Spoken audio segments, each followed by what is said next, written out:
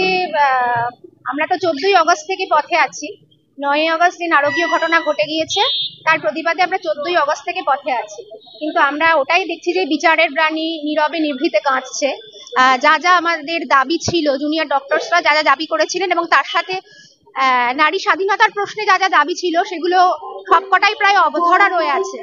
সেই হিসেবে আমাদের একই রকম ভাবে আন্দোলন চালিয়ে যাওয়ার জন্যই আমরা আজকের অনুষ্ঠানটা সাজিয়েছি। নাচে গানে নাটকে প্রতিবাদের ভাষাটা সাংস্কৃতিক ভাষার মাধ্যমে, নাচ গান আবৃত্তি নাটকের মাধ্যমে। ওটাই বিচারের বাণী নীরবে নিভৃতে কাঁদছে, তারই প্রতিবাদ সহই আমরা রাস্তায় আছি, আন্দোলনে আছি।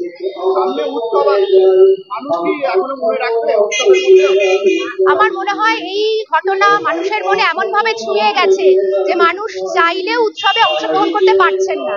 তাই আমার মনে হয় মানুষ উৎসবে আগে যেভাবে থাকছিলেন সেভাবে থাকতে পারছেন না।